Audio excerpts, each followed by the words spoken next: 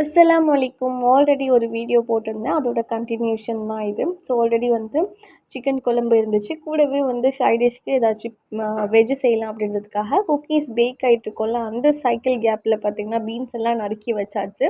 தக்காளி, வெங்காயம், இஞ்சி பூண்டு பேஸ்ட்டு, பீன்ஸ் போட்டு மஞ்சத்தூள், மிளகாய்த்தூள், கரம் மசாலா, தனியாத்தூள் எல்லாமே போட்டுட்டு லைட்டாக தண்ணி சேர்த்துட்டு இது 2-3 விசிலுக்காக வேக வச்சு எடுத்துடணும்.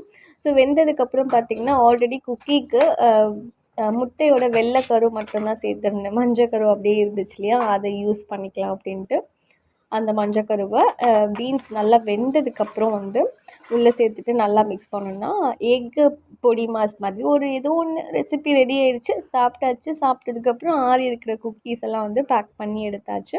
ஃபைனலி பார்த்திங்கன்னா நான் ஆர்டர் பண்ணியிருந்த ஒரு டெக்கோர் பீசஸ் தான் இது, ஒரு ஃப்ளவரு. ஸோ அது வந்துருந்துச்சு. அதை ஓப்பன் பண்ணி எப்படி நல்லா வந்திருக்கா, எப்படி வந்திருக்குன்ட்டு ரொம்ப ஆர்வமாக பார்த்தேன். மாஷாஅல்லாஹ் ரொம்ப சூப்பராக இருந்துச்சு.